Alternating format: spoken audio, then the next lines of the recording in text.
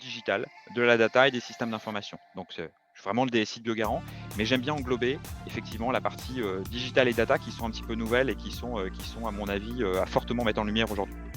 Bonjour à tous et bienvenue sur le podcast CIO Révolution, le podcast des DSI modernes. Je m'appelle Bertrand Ruiz, je suis le CEO de AirSAS, une solution web qui permet à la DSI et à la direction générale de partager une vue claire des projets en cours, des décisions à prendre et des priorisations à faire. Pour faire le meilleur produit au monde, nous avons décidé de lancer ce podcast pour interviewer des DSI, moteurs de la transformation de leur entreprise, et tout faire pour comprendre leurs enjeux et leurs méthodologies. Nous y abordons des sujets comme l'organisation projet, les copiles, la relation à la direction générale, l'impact du no-code à l'évolution de l'IT, et bien d'autres choses encore.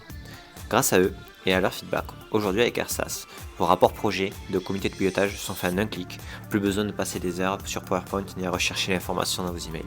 Vous avez une vue agrégée de toutes vos données projets, budget, risques, temps passé. Et pour éviter toute ressaisie d'informations, AirSAS se connecte à vos outils Microsoft Teams, Jira, Wrike, etc. Sur ce, je vous laisse avec ce nouvel épisode à la découverte de nouvelles façons de faire. Bon, mais bonjour à tous. Je suis super content aujourd'hui de vous présenter Frédéric Rioux, qui est le DSI du groupe Biogarant. Bonjour Frédéric. Bonjour Bertrand. Frédéric, si tu peux nous expliquer très succinctement pour commencer, bien sûr, ce que fait le groupe, parce que on le connaît tous de nom, mais c'est toujours bien d'être sûr de quoi on parle, et ta position dans le groupe. Oui, bien sûr. Alors, Biogarant, en fait, c'est un laboratoire, spécialisé dans les médicaments génériques.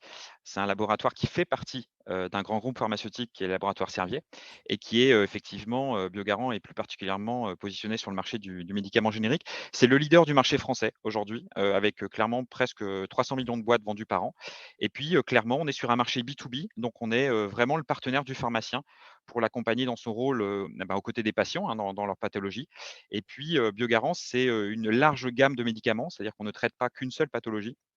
Aujourd'hui, on a une gamme de plus de 900 produits, qui couvrent la majorité, des maladies qu'on peut avoir. Voilà. Ok. Et toi, ton poste de DSI dans un groupe comme celui-là, ça veut dire quoi? C'est quoi le job? Alors, le job est effectivement de manière, parfois plus simple. Moi, je me décris comme le patron de la tech pour le laboratoire Biogarant. C'est-à-dire que je vais m'occuper, du digital, de la data et des systèmes d'information. Donc je suis vraiment le DSI de Biogarant, mais j'aime bien englober effectivement la partie, digital et data qui sont un petit peu nouvelles et qui sont à mon avis, à fortement mettre en lumière aujourd'hui. Ok. Et donc, du coup, être patron de la tech, on va en parler, mais c'est autant sur les opérations. Enfin, tu fais des produits pour les pharmaciens, c'est des produits que internes. Comment ça se passe? Mais non, mais c'est justement là pour moi, ce qui est marquant aujourd'hui dans l'évolution du métier du DSI, c'est que, aujourd'hui, l'importance considérable qu'a pris, je dis le numérique et par peut-être excès de langage, mais compréhension le digital. Aujourd'hui, cette importance considérable qu'il a pris met le DSI dans un rôle clé au sein d'une entreprise aujourd'hui. Et pour moi, effectivement, un DSI aujourd'hui doit se projeter finalement sur les usages internes, mais doit aussi se projeter vers l'extérieur pour améliorer les process clients et voire même pour aussi développer nouveaux business models, y compris dans la santé, hein. Pour moi, c'est clé, hein. Ok. Et du coup, sur le naming de ton poste, tu as de DSI, est-ce qu'il n'y a pas un enjeu de se renommer? Je vois de plus en plus de CIO qui se surnomment CDIO pour inclure le Ouais, c'est digital clair. dedans. Et toi, par rapport à ça et par rapport à tes équipes, est-ce que tu fais office de Chief Digital Officer? Est-ce qu'il y en a un dans ton équipe? Est-ce qu'il est à côté? Est-ce qu'il y en a déjà eu un à Biogarant? Enfin, c'est quoi l'histoire Non, non, là-dessus? j'ai la chance qu'il n'y ait jamais eu trop de débats, à ce sujet chez Biogarant, dans le sens où c'est un rôle que je porte aujourd'hui, d'être effectivement d'avoir le rôle de CDO. Mais effectivement, parfois ça peut être sur 2 têtes ou parfois ça peut être la même responsabilité, mais en tout cas chez Biogarant, c'est la même personne et c'est moi.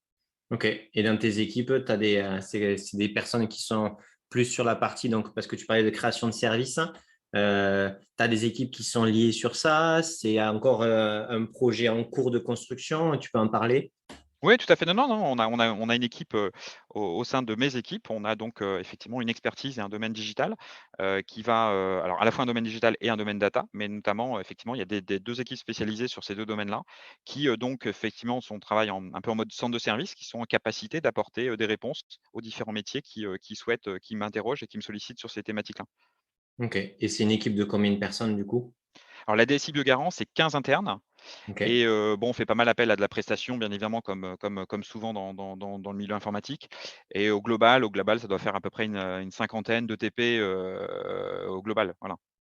Ok, d'accord. Donc, c'est une petite équipe interne, Mhm. vraiment positionnée sur la chaîne de valeur, c'est-à-dire vraiment positionnée sur l'expertise métier et sur le pilotage des projets. Voilà. Après, effectivement, toute la partie réalisation, elle est sous-traitée, elle est confiée à des partenaires. D'accord, très clair. Et, euh, et donc, du coup, par rapport à l'évolution donc des typologies de projets, au niveau de la création des services, est-ce que tu as quelque chose à nous raconter un peu plus spécifique, hein? Oui, ça peut être, j'ai une belle anecdote et puis, qui fera, qui résonnera, avec l'actualité. C'est que effectivement, dans le cadre d'un challenge d'open innovation qu'on a lancé chez Biogarant, il y a de ça, quelques mois. Effectivement, a été émergée une idée intéressante qui serait de se positionner, sur l'accompagnement des enfants atteints de pathologies chroniques. On s'est rendu compte et c'est des expériences internes, personnelles qui nous amènent à avoir ces idées. C'est comme quoi, c'est génial parce que dans le cadre de l'innovation, tu as toujours cette idée que la petite graine, en fait, elle vient d'un ressenti personnel ou d'une émotion que tu ressens et ça, on l'a vraiment vécu en interne et donc il y a effectivement des gens dans l'équipe qui sont concernés par ça et qui se sont dit: «Bah, il nous manque un truc, ce qu'on aimerait bien d'un laboratoire comme Biogarant», qui est un laboratoire, vraiment multipathologie et qui s'adresse vraiment à l'ensemble des Français. Et on aimerait bien qu'ils nous accompagnent sur ça, sur cette charge, en fait, qui repose sur les parents lorsqu'ils ont un enfant qui est atteint d'une pathologie. Comment est-ce qu'on peut suivre qu'il prend bien son traitement alors qu'il est à l'école sans pour autant le déscolariser et cetera. Donc on a creusé l'idée. Alors c'est là où c'est génial, c'est que l'innovation et notre rôle d'expert de la technologie peut être sympa. C'est que, bah, on a réussi à transformer cette idée en produit, en service et c'est assez complexe, hein, mais on y est arrivé et effectivement dans quelques semaines, on va commercialiser dans les pharmacies françaises un objet connecté. Donc c'est la première fois que Biogarant va faire autre chose qu'un médicament, mais qui est un produit en fait à destination des parents pour permettre effectivement aux enfants atteints de pathologies chroniques de, simplement, être en correspondance avec leurs parents. Donc c'est un objet qui ressemble pas du tout à un smartphone, hein. C'est un petit boîtier, un petit boîtier connecté qui permettra d'être tout discret et effectivement, à l'enfant sur une cible 8-12 ans, parce qu'on s'est dit que c'était, le trou qu'il y avait aujourd'hui avant d'avoir un smartphone en fait, pour, de rassurer les parents sur la position, la localisation de l'enfant et sur le fait qu'il a bien pris ses traitements et on a même ajouté un petit panic button qui permet effectivement, à l'enfant d'appeler ses parents s'il y a une crise. Voilà, on a appelé BioGui parce qu'on a essayé vraiment de l'identifier par rapport au laboratoire, donc BioGui et qui est aujourd'hui disponible, voilà, dans toutes les pharmacies. Donc ça, c'est un beau projet où l'idée, c'est que la DSI a été, non plus, en fonction support de l'entreprise comme ça peut l'être classiquement, alors on continue à l'être, hein, mais à développer un service qu'aujourd'hui, on va proposer, à nos clients et à nos patients. Voilà, donc Et ça, là, c'est ça, une vraie transformation intéressante. tu l'as fait avec le marketing. Ça, c'est, enfin, tu vois, donc là, pour moi, tu as eu le rôle plutôt dans, tu vois, bon, moi, je connais mieux les startups là-dessus, sur le rôle de CTO, CPO. Donc, on crée un produit ensemble. Et le rôle du marketing là-dessus, ça a été lequel? Est-ce que il vous a suivi dès le début? Il était là dès le début? Est-ce que Ouais. c'est, enfin, voilà, comment ça s'est passé? Ah carrément, parce que l'idée, c'est que cette idée, elle n'a pas germé, elle n'a pas été construite, toute seule, au sein du labo. Donc on a créé un petit groupe de travail assez réduit, un peu en mode commando, avec effectivement, et bien évidemment la collaboration de l'équipe marketing, hein, digital marketing et marketing. Pour une raison toute simple, c'est qu'eux connaissent bien les assos de patients et nous ont permis de faire, en fait, tout ce qu'on ne sait pas faire nous, les technos, hein. C'est les études de marché, le positionnement du produit, le positionnement du prix, la correspondance avec les assos de patients pour justement valider la pérennité du modèle. Donc ça a été vraiment un travail conjoint. Mais je te dis, ça pour la première fois, l'idée c'était de se dire que ce service-là qui va être vendu à des patients avec un abonnement, donc c'est un nouveau modèle aussi économique, bah, finalement la DSI a amené sa contribution avec une appli mobile, avec ce boîtier-là qui est un objet technologique qui permet effectivement de rendre un service. Voilà. Donc ça a vraiment été un travail conjoint de collaboration vraiment proche avec les équipes métiers. Ok, très clair. Et, euh, et ce projet-là, entre, tu vois, un peu sur la roadmap, c'est, il y a l'idée, comment vous constituez les équipes, hein, est-ce que c'est une décision du COMEX d'investir tant d'argent, tant de temps dessus? En gros, est-ce que vous arrivez à le créer petit à petit en mode agile ou est-ce que de suite ça devient un produit ou un projet majeur pour l'entreprise qui nécessite énormément de ressources? Comment en fait vous arrivez à valider ben, l'idée, les budgets, alors que bon, j'imagine que ben, vous ne savez pas trop non plus où vous allez au tout début, ça reste exploratoire. Ouais, tu as raison, c'est un chemin qui a été, tortueux, hein. Ça n'a pas été simple parce que je te dis l'idée, on l'a construit, on crée une petite équipe donc avec des moyens assez raisonnables pour réfléchir au sujet. Il a fallu construire un business model, se rendre compte, essayer de creuser un petit peu la rentabilité parce que l'idée c'était pas de créer quelque chose qui allait perdre de l'argent. Donc il a fallu travailler pendant pas mal de mois. Il s'est passé 1 an avant que le projet soit à peu près ficelé et puis après on a cette culture, je crois qu'on a cette culture de l'audace chez Biogarant, c'est ce qui nous caractérise depuis un paquet d'années. Et voilà, on a réussi à avoir le bon business model, le bon positionnement, les bonnes réponses aux interrogations. Moi, j'étais un gros sponsor du sujet, et donc je suis au comité de direction, donc j'ai appuyé fortement, la dynamique du sujet. Et effectivement, bah, voilà, on a eu à un moment donné un go de notre président qui a cru en l'idée et puis là, on y croit tous. Il y a une vraie dynamique. Bah, écoute, pas plus tard qu'il y a quelques jours, j'étais en séminaire, avec nos commerciaux qui seront donc responsables de la promotion du produit auprès des pharmaciens et ils sont tous enthousiastes. Je rencontre des gens qui sont, ultra enthousiastes sur le produit, sur ce qu'on va pouvoir en faire. Donc on croise les doigts, hein, voilà. Après, on espère que ce sera une réussite, mais on accepte aussi ça dans l'innovation. Je crois ce qui est important à la fois dans le digital et l'innovation, il faut aussi accepter, l'idée de tester. C'est le fameux test and fail, hein, c'est de dire voilà, on teste, on échoue, se repositionne. Bon, on est sur un nouveau marché. On est dans la logique, un peu d'être prospectif. Il n'y a pas de concurrent aujourd'hui, on a positionné un prix, on va voir si ça les patients sont au rendez-vous et si le produit les consommateurs sont derrière. Donc on observera ça avec attention, puis on en tirera les conséquences en tout cas, voilà. Mais on est OK. assez fiers d'être arrivé là et d'avoir su, je te dis, moi ce que je vois, c'est aussi le parcours, c'est, transformer une idée, en un produit avec un business model et un projet qu'on arrive à sortir. Je trouve Donc déjà ça, c'est assez une sacrée réussite, voilà. entre le moment de l'idée et le moment où on va dire l'idée est prête, clean en termes de business model et cetera, c'est 1 an, c'est ça? Ouais, 1 an et demi, ouais, là, si je tiens compte des délais de commercialisation et de lancement, il s'est passé, allez, une grosse année, ouais, une grosse année. OK, mais parce que dans cette année-là, tu mets aussi la création du produit. Oui. C'est pas que le projet en lui-même, style, Non, non, non, non, design. on a OK. trouvé le partenaire, pour nous faire le produit, pour nous faire le boîtier, hein. Ouais?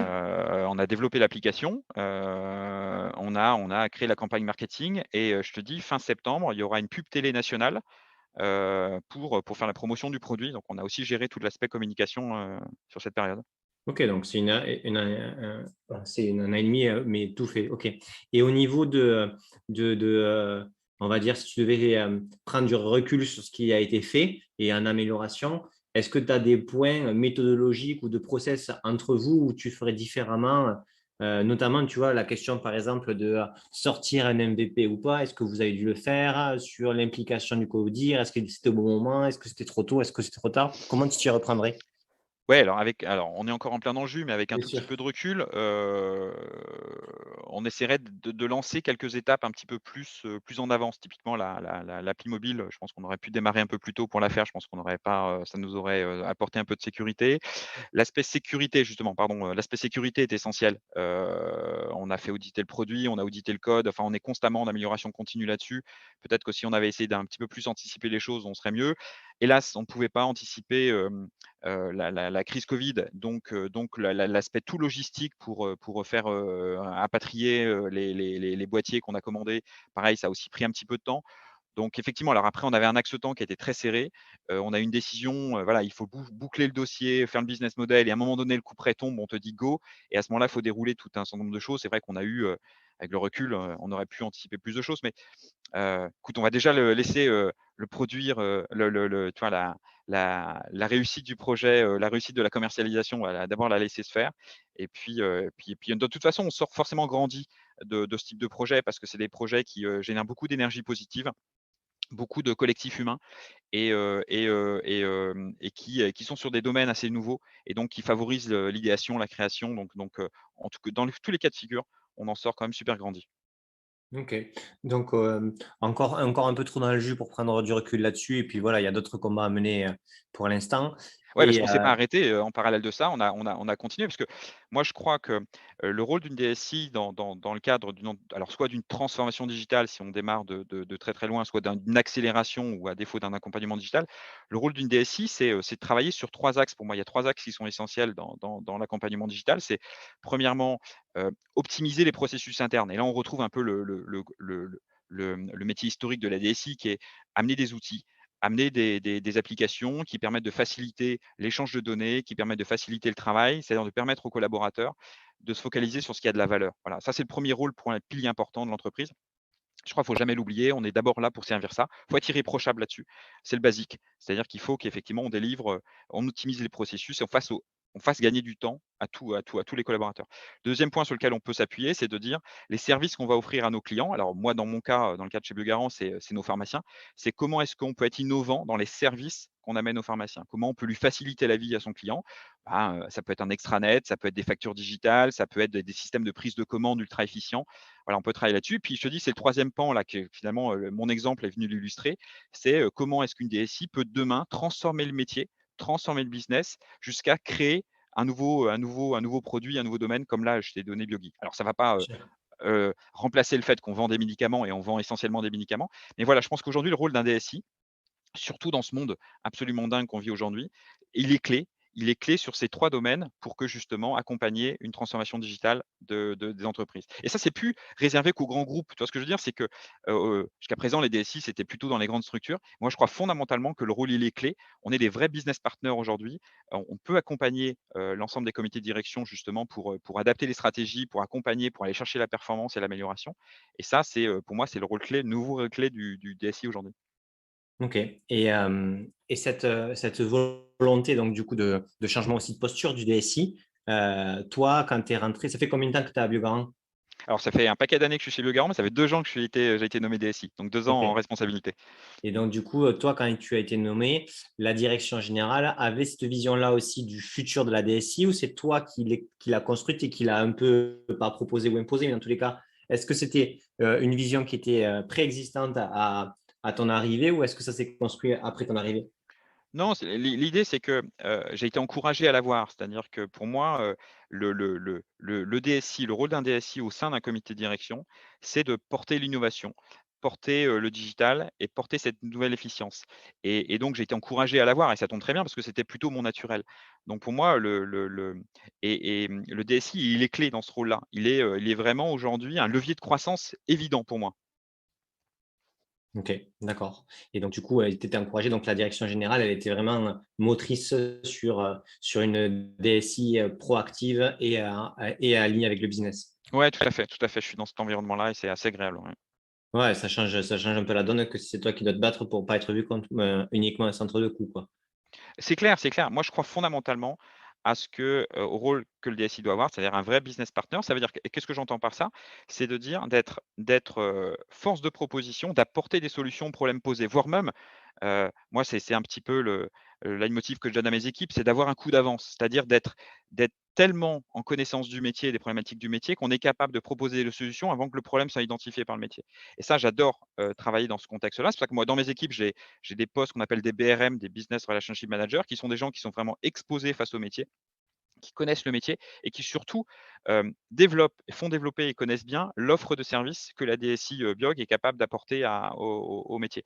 Donc on va travailler effectivement sur cette offre de service. On va aussi, construire et ça c'est le travail que j'ai fait depuis 2 ans, un système d'information qui va reposer sur des fondamentaux, sur des standards, sur des plateformes, pour justement nous permettre, à la fois, dès lors qu'un besoin métier, apparaît, de facilement le paramétrer, de facilement le standardiser. Donc voilà, moi sur les gros socles, hein, quand on va ici, on va parler de RP, de CRM, voilà, des grandes plateformes standards de manière à pouvoir porter, ensuite, les besoins, des gros outils d'interface pour que justement la data, elle circule entre tous ces outils-là pour pas qu'on soit gêné à tout ça et puis ensuite l'idée, c'est de garder notre capacité de développement, notre capacité de création sur le socle d'innovation qui va être la data digitale. Ça, c'est les 2 éléments aujourd'hui sur lesquels moi je mets de la capacité de réalisation parce que je pense que c'est sur ces 2 domaines-là, un peu prospectifs, où on a besoin d'essayer, tester, challenger, refaire, se tromper et recommencer. Et sur la partie, BRM, c'est des personnes qui venaient de chez toi en IT que tu as fait, progresser dans la connaissance métier en allant là-bas? Ou est-ce que c'est des gens du métier qui sont venus, progresser en IT? Ou est-ce que c'est des gens que tu as recrutés qui étaient sur un poste transverse comme ça, qui se sont formés sur les 2? Ah, tu as raison, la question est intéressante.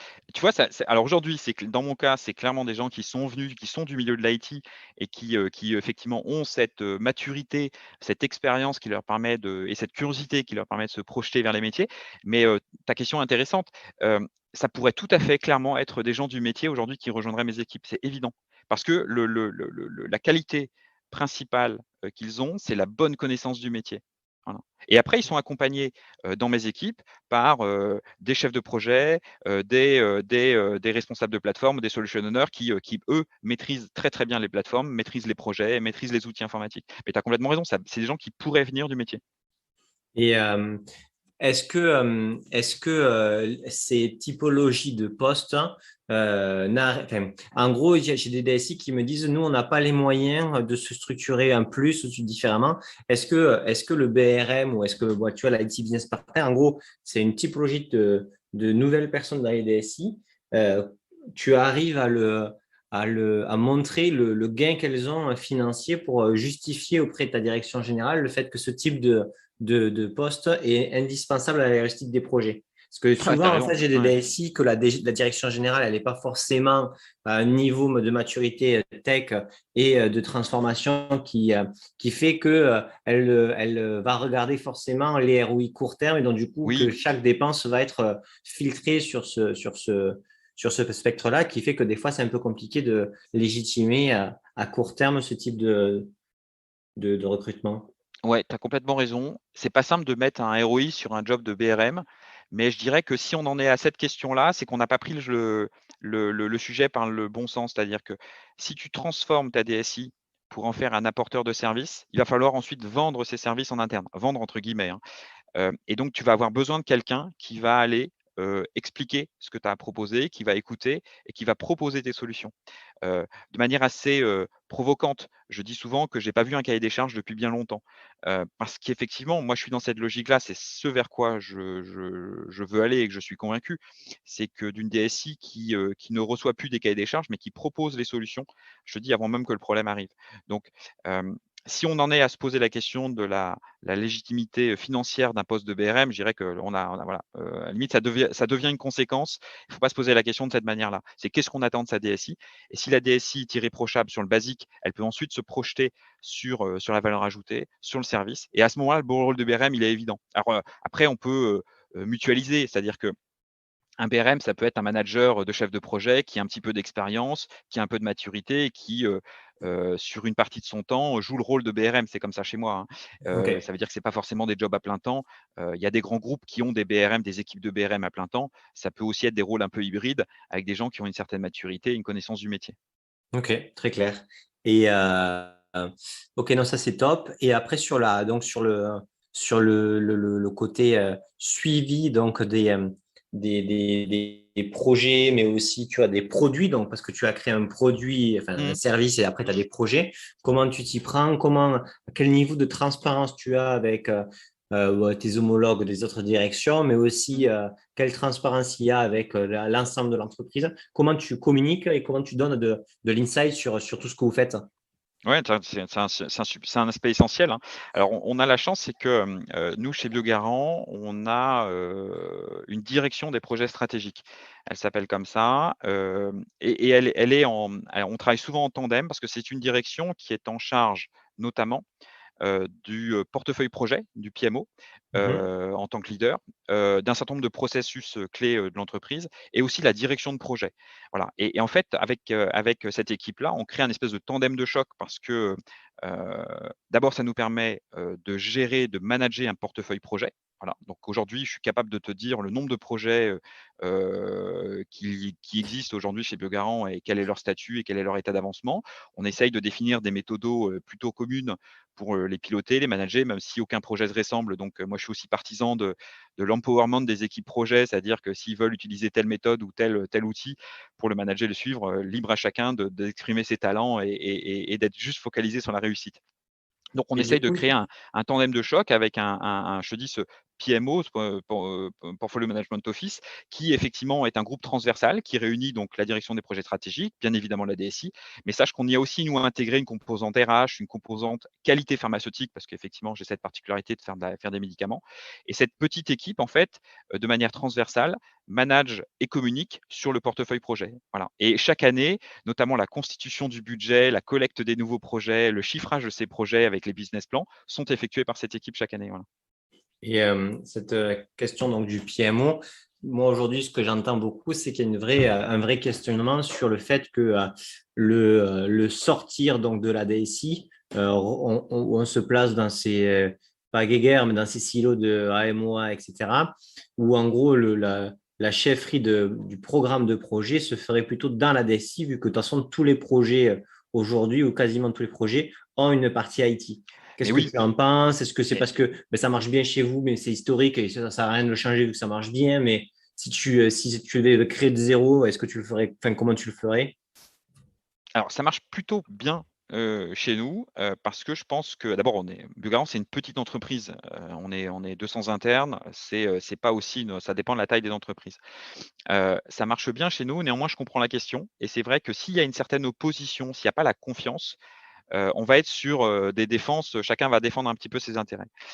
Moi je pense que derrière tout ça, il y a ce qu'on veut faire de l'entreprise et comment, la vision globale qu'on en a, les rôles et responsabilités de chacun. Moi je crois beaucoup à quand même la dualité du pilotage. Je trouve que c'est intéressant parce qu'avoir une direction de projet, qui n'est ni métier ni DSI est intéressante parce qu'elle va être neutre en fait. Elle va avoir un regard critique et un regard très positif sur la manière dont les choses se passent. Tu as raison, hein, 99 projets, pardon, 99 des projets aujourd'hui que je rencontre ont une composante IT et moi je vais y adresser un chef de projet IT qui va justement superviser toute la composante technologique de ce projet. Néanmoins, un projet, c'est aussi du marketing, c'est aussi de la formation, c'est aussi, du changement, c'est aussi pas mal des fois de réécriture de processus métier et ça, c'est pas à la DSI de le porter parce que nous, on n'est pas experts là-dedans.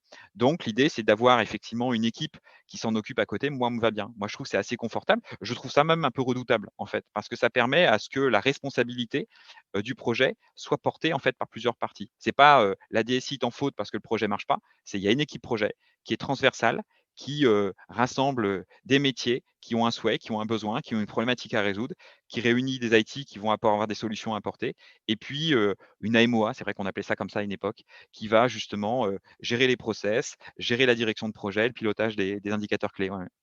Mais ça, moi, ça m'intéresse parce que du coup, j'ai vraiment du mal à comprendre. Tu vois, en sortant bien sûr du PMO de Bugan que je ne connais pas et tout ça, mais c'est juste le chef de projet IT, quand il est avec le BRM, quand ils sont aux manettes du projet, vu que le projet, il est en majorité sur la mise en place de la technologie pour aider un processus métier, pour le refaire, etc., il est au cœur de ça. Il ne fait pas que la techno. Et j'ai Bien l'impression, sûr. mais c'est qu'une impression, que il faut qu'il ait cette responsabilité de globalement du projet, mais que c'est vraiment le côté IT plus métier. Et que la personne qu'on rajoute en plus dessus, en termes de responsabilité, ça déresponsabilise aussi un peu l'IT, qui au final ne serait responsable que du développement de l'IT, tu vois. Ouais, je comprends, je comprends ce qui peut se passer. Heu, Néanmoins, dans les côtés, ça peut être le côté négatif, c'est-à-dire il y a un côté déresponsabilisation. Néanmoins, le boulot du chef de projet IT aujourd'hui, il est tellement dense et notamment, hein, aujourd'hui, quand on délivre une solution, alors, on sera peut-être amené à parler des solutions cloud qui sont aujourd'hui un petit peu prédominantes aujourd'hui. Quand on va délivrer une solution cloud aujourd'hui, mes équipes IT aujourd'hui, elles offrent un package Bien finalement, sûr. au métier, et à la direction de projet, qui est de dire: «Moi, je vais vous gérer, l'aspect contractuel». Parce que on a quelques chapitres du contrat qui sont des blocs, dédiés à l'IT. On va vous gérer, l'aspect négociation parce qu'en général, on est les mieux placés pour savoir combien peut coûter et quel est le bon prix pour un service loué. Quelle est la partie sécurité, c'est nous qui allons la gérer. La partie RGPD aujourd'hui, c'est moi qui l'ai en responsabilité, c'est moi qui vais m'en occuper. Donc, on délivre déjà un sacré package. Donc, à côté de ça, si on a du volontariat pour s'occuper de la mise en œuvre des processus, de la formation et du suivi, tu vois, méthodique des jalons du projet, moi, je prends le coup de main, Bertrand, hein. Ouais, non, mais bien sûr, je comprends. Je comprends. C'est vrai qu'en fait, dans la typologie des projets, Des fois, en fait, c'est plus simple que toi, tu packages tout parce que c'est une solution SaaS et en fait, au final, tu as 90 déjà des pourcents des choses que c'est toi qui fais. Il y a d'autres projets où, en gros, il y a beaucoup plus de composants de marketing ou Bien autre, hein. sûr. Et là, du coup, c'est pas tout à fait pareil. Je comprends. Je Toi, comprends. typiquement, lorsque on a des évolutions de notre outil CRM qui a des impacts sur, nos commerciaux qui sont sur le terrain, parfois le job de l'IT, ça va être, 10 de l'énergie, dépensée dans le projet parce que nous, c'est un peu de paramétrage, c'est quelques spécifications à faire. Après l'idée, c'est qu'il faut former, les délégués, faut faire les supports de formation, faut informer le terrain. Enfin voilà, tu vois, il peut y avoir une cascade de conséquences où effectivement derrière, c'est plutôt chouette que ce soit une équipe complémentaire qui s'en occupe. Mais tout ça après, encore une fois, s'il y a la confiance, s'il y a, on pose les rôles et responsabilités de chacun, je crois vraiment à ça en fait, hein. Souvent le tout doit être dans l'explicite. Les rôles et responsabilités de chacun, finalement, ça allège la charge des uns et des autres et ça permet à chacun d'être plus libre dans son domaine. Voilà, moi je crois beaucoup à ça. Ok, trop cool. Et donc, du coup, la relation avec les métiers, vu que tu as des BRM, donc tu as des BRM qui sont, est-ce qu'ils sont spécialisés par style RH, marketing, Ouais, ouais, ouais, tout à etc. fait. Ouais. Ouais, c'est ça. Ok. Ouais, Et ils sont alors d'abord la relation avec le métier, d'abord elle repose sur la confiance, toi et comme je te disais, sur le partage des responsabilités.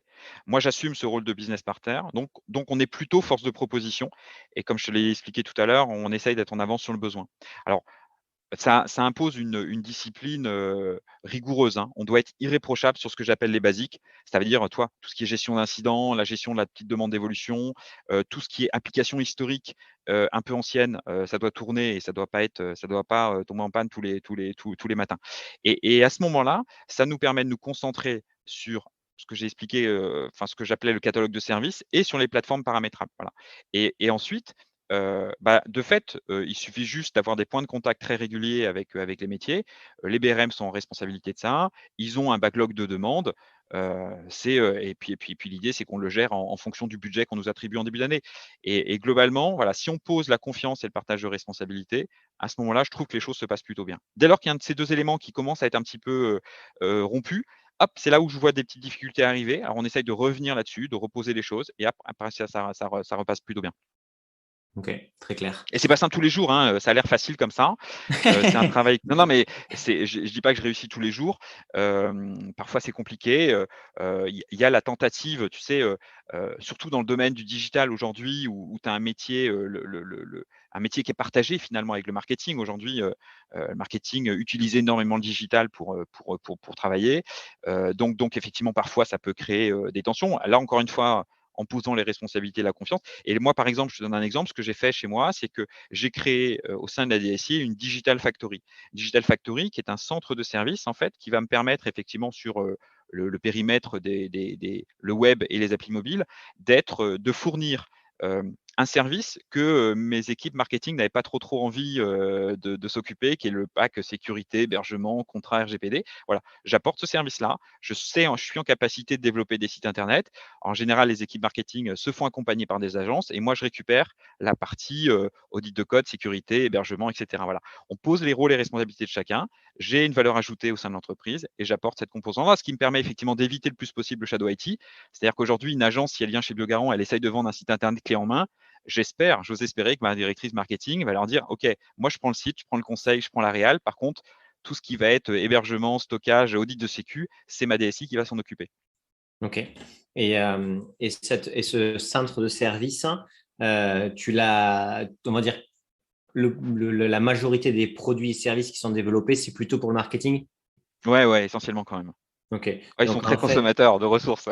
ouais, non, mais c'est normal. Mais du coup, ce que j'essaye de voir, enfin, de comprendre dans tous les cas, c'est en fait, donc le marketing a besoin de plein d'outils et de mise en place de tests sur des outils, sur j'imagine, des échanges de données, etc. Et donc, Mmh. pour eux, pour ce besoin-là qui est constant, répété et avec un volume assez fort, tu as mis en place une méthodologie spécifique pour travailler ensemble, c'est ça? Ouais. Ouais et Ok. puis j'ai posé des SLA, c'est-à-dire que j'ai aussi challengé mes équipes pour qu'on ait un délai garanti. C'est-à-dire que je prends l'exemple d'un site internet promotionnel. Je pense que Les gens qui nous écoutent, voilà, on cadre ça pour faire un site sur tel produit ou tel service.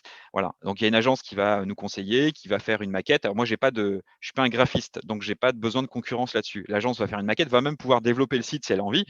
L'idée, c'est que moi, je vais récupérer ce code, voilà. Et moi, je m'engage, dès lors que je récupère ce code, je m'engage en 10 jours ouvrés à délivrer un résultat d'audit de sécu pour valider la qualité du code et vérifier qu'il n'y a pas de trou de sécu, à valider effectivement un certain nombre de choses d'un point de vue structurel et technique, et à proposer, à mettre en recette le site sur une plateforme hébergement qualifiée, sécurisée, propre, quoi. Voilà. Donc tu vois, j'ai mis 10 jours.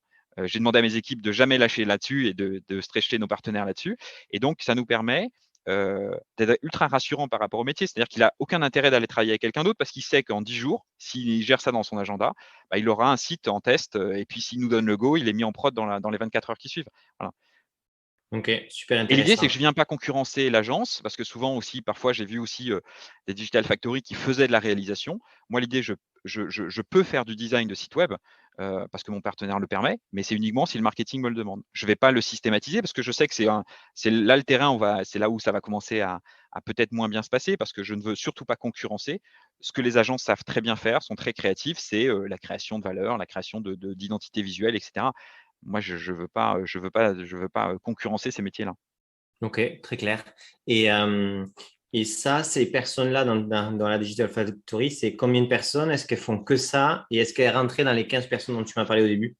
Ouais, alors c'est deux internes et Ok. puis c'est un petit centre de service qu'on a créé, c'est l'équivalent de quoi? 4-5 ETP. C'est pas énorme, hein, ça débute, mais on a un petit budget raisonnable et puis on a quelques succès, donc on est content de ce qu'on fait et puis c'est amené à grandir en tout cas. Non, ok, clair, très clair. Et donc, Et du sur le coup, même là, modèle, j'ai aussi développé une data factory sur le même modèle quasiment, c'est-à-dire, c'est, des experts en interne, et puis des partenaires qui sont capables de nous accompagner, justement sur des problématiques liées à la data, liées à l'analyse de données qu'on pourrait collecter ou qu'on aurait à notre disposition. et du coup, si tu devais me faire le tour de la structuration de tes équipes, donc tu as une Digital Factory pour répondre aux besoins du marketing, tu as une Ouais. Data Factory pour répondre aux besoins sur, j'imagine, de tableau de bord, etc., Ouais, de tu vois l'ensemble les d'actifs. ventes, des choses un peu Ok, prospectives, tout ce qu'on ouais, tout le SFE quoi, le Salesforce Effectiveness, ouais. ok. Et après, il y a quoi d'autre comme typologie d'équipe? En fait, ensuite, voilà, et ensuite, après, je vais avoir effectivement dans mes équipes. Alors, j'ai des grands streams métiers parce qu'effectivement, j'ai un stream pharma parce que je suis un Bien sûr. laboratoire pharmaceutique, donc j'ai tout un panel d'applications dédiées à notre activité de fabricant de médicaments. Donc, j'ai un stream pharma, j'ai un stream effectivement finance, supply, RH avec la grosse plateforme ERP. Et puis, je vais avoir un stream relations clients avec toute la plateforme CRM. Voilà un petit peu les grands blocs que j'ai chez moi avec mes BRM qui sont exposés face au métier, les Digital Factory, Data Factory en interne qui sont en capacité de faire de la production, et puis des TMA pour mes systèmes, pour mes grandes plateformes qui sont en capacité à la fois de faire des évolutions, de maintenir et de faire des changements de paramétrage, quoi. Ok. Et donc, du coup, tu as vraiment après, tu travailles vraiment sur BRM, expertise métier, et ensuite, dans l'ensemble de ces entreprises-là, plutôt des chefs de projet Ouais, qui sont en ça va être essentiellement capacité ça. C'est de pour moi, eux-mêmes c'est gérer des prestats. ouais, qui vont gérer plusieurs projets, hein. Et puis effectivement, leur responsabilité, ça va être de driver le projet et de piloter les prestataires si jamais il en fait appel. Et j'ai un chef d'orchestre au milieu de tout ça, j'ai un CIO Office, donc qui travaille à mes côtés et qui a le rôle c'est mon relais PMO finalement en interne et qui a le rôle effectivement en interne DSI d'orchestrer les projets, de suivre les méthodes, de suivre les jalons, tu vois? D'être un petit peu le, le petit taquin qui va suivre que les jalons sont bien respectés, que les méthodos sont bien suivis et surtout que toute l'information remonte bien dans le portefeuille projet pour qu'on sache exactement dans quel statut est un projet et s'il y a la moindre difficulté. Ok. Et ça se fait toujours aussi en partenariat avec le PMO. Complètement. Ok, très clair. Et tu t'es fait aider pour mettre en place ces structures-là par l'externe, par des consultants ou autres, ou est-ce que c'est plutôt des échanges entre DSI qui t'ont permis d'arriver à une maturité d'une organisation cible? Ouais, tout à fait, des gens et aussi avec le groupe, c'est-à-dire que comme je te dis, je fais partie d'un grand groupe qui a aussi son organisation DSI et qui a à peu près adopté le même modèle et puis c'est un modèle, je trouve, assez efficient. Ok. Donc à plus petite, enfin les effectifs sont plus réduits chez moi et donc j'ai essayé d'adapter un petit peu ce modèle et je trouve que ça marche pas trop mal. Donc Ouais, tout non, est mais pas chose c'est perfectible, mais en tout cas, ça tient la route et l'idée, c'est qu'on est drivé, tu vois? Ça crée un dispositif où, les internes sont drivés par les projets, en fait et finalement, moi, je me lève le matin pour faire du projet, délivrer des solutions et c'est ce qui m'éclate et donc pour moi, c'est le rôle d'une DSI, c'est ça et je crois que c'est partagé dans l'équipe et donc effectivement, on a, nos discussions quotidiennes tournent autour, de tel ou tel projet qui avance, les difficultés qu'on rencontre, ce qu'on a à faire, les succès qu'on a rencontrés, voilà. On délivre plutôt pas mal de projets, quoi. et tu arrives à ne pas être mangé par les remontées de bugs ou d'amélioration de petites features, etc. Beh, comme je te dis, c'est que ça a été le premier truc que j'ai fait, c'est que, ben, on a mis le paquet là-dessus pour être assez irréprochable. Donc, j non, non, globalement, grâce au talent des équipes que j'ai ici, on est peu embolisé par la partie opération, c'est comme ça que j'appelle ça. Donc c'est la partie, incidentologie, ça tourne plutôt bien. Toute la partie, hosting, alors là, je vais parler technique, mais la partie, hosting, exploitation, sauvegarde et prise en charge par le groupe et là, j'ai des équipes d'une super qualité qui sont derrière. Donc je suis très, très peu embêté par rapport à ça et puis, en fait, on a un réflexe alors peut-être que je l'ai influé, mais de bon feignant, tu sais, Bertrand, c'est de dire que quand j'ai un problème, d'abord, on va le résoudre. On essaye d'être bon dans la résolution, d'être rapide et puis très, très vite quand même, comme il m'a bien embêté, bah, j'aime bien qu'on fasse ce qu'il faut pour plus qu'il se reproduise. Donc on essaye de systématiser ça et globalement, bah, on est plutôt bon. C'est vrai que j'ai plus trop l'angoisse du lundi matin, tu sais, quand tu arrives et que tu as tout qui a pété le week-end. Ça fait bien longtemps que j'ai pas été, inquiet de ça Ok, très clair. Et et là où je te le dis aujourd'hui et tu verras que le la poisse fera que c'est lundi prochain que je vais être embêté. Mais, je croise les doigts, je touche du bois. je te le souhaite pas, clairement, et vraiment pas du tout. Et est-ce que du coup, en fait, pour pouvoir faire son travail de DSI, donc d'être dans la création de valeur, toi, ce que tu dis, c'est que tu as d'abord dû mettre les bouchées doubles pour que tout ce qui est accidentologie et capacité à répondre dans les délais, dans les temps et la résolution de ça soit parfaite pour pouvoir ensuite se concentrer sur la création, c'est ça? Bah, ouais, bah, ouais. Faut que tu sois crédible, et c'est un combat de tous les jours, hein. C'est être crédible dans ce que tu apportes. La technologie, c'est un métier compliqué, hein. C'est un domaine d'expertise qui est complexe, qui est très volatile, hein. J'ai souvent tendance à raconter, petite anecdote, c'est que si tu faisais venir attention, je demande un effort, de projection. Si tu fais venir un architecte du passé et que tu lui demandes de construire un pont, bah, ton architecte, il peut revenir d'il y a 200 ans, tu sais, je te fais le retour vers le futur là, il construira un pont parce que les lois physiques n'ont pas changé. Si tu fais revenir un informaticien d'il y a simplement 10 ans, enfin je le fais monter dans la DeLorean et je le fais revenir, le gars, je le mets devant un PC aujourd'hui, il est pas capable de faire grand chose. Alors j'exagère peut-être et je suis peut-être caricatural sur 10 ans, mais ça prouve vraiment notre connaissance repose sur une certaine volatilité du socle technologique. Donc ça nécessite qu'on ait, une sacrée curiosité et ça nécessite effectivement qu'on soit toujours un petit peu à l'affût, de ce qui se fait. Donc c'est un métier qui est pas simple, mais bah, que je trouve passionnant, hein, parce qu'il vient chatouiller la curiosité, chatouiller la passion et chatouiller l'enthousiasme. Mais c'est vrai que c'est un métier qui est pas simple sur ces socles-là et donc garantir effectivement, un bon niveau d'exécution, sans incident, c'est un effort de tous les jours, ouais. Ok, très clair. Et Mais, voilà, on doit être irréprochable là-dessus, on doit être, méthodique sur le delivery, on doit être bon là-dessus. Voilà, comme les autres métiers, comme les marketing, ils doivent être bons dans ce qu'ils font, côté pharmacien, chez moi, ils doivent être bons dans ce qu'ils délivrent en médicaments. Bah, on a aussi cette exigence d'être bon dans ce qu'on délivre. Et puis, voilà, moi j'ai vraiment l'idée de penser au coup d'après. C'est surtout se projeter dans l'avenir, être vraiment au courant de toutes les solutions qu'il y a sur le marché. Parce que ça, c'est un petit peu un changement important qu'il y a ces dernières années dans le rôle d'une DSI, c'est qu'il y a encore quelques années, on maîtrisait un langage de développement, on avait un centre de service en capacité de le mettre en œuvre, on attendait que les cahiers des charges arrivent et puis on développait les solutions qui étaient demandées.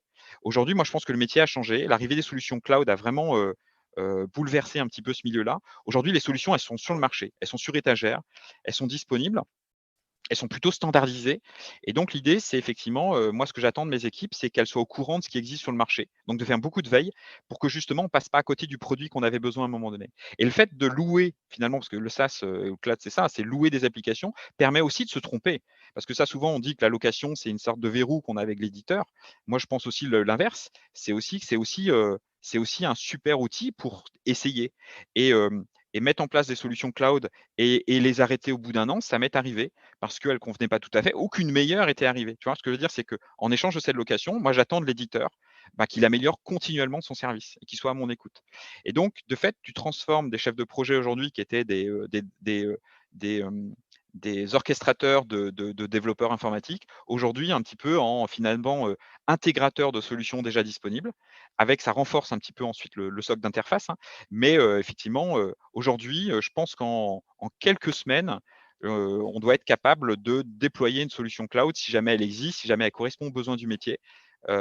C'est aussi le monde dans lequel on vit, c'est-à-dire que, aujourd'hui, on peut toujours attendre, on peut toujours prendre le temps de faire. Néanmoins, le business, il va vite. Je trouve que l'axe temps, se compresse de plus en plus. Les concurrents vont très vite. Tout le monde veut aller très vite et donc effectivement, on a cette course au temps et les solutions cloud, moi, je trouve, sont une vraie opportunité là-dedans pour les DSI. Elles permettent effectivement de rapidement déployer des solutions. Alors, elles correspondent parfois pas forcément à 100 de ce que le métier attendait, mais si tu délivres vite quelque chose qui correspond à 60 de ce qu'ils attendaient, peut-être que tu as gagné la bataille et moi je le pense, ouais. Bon, mais génial, super intéressant.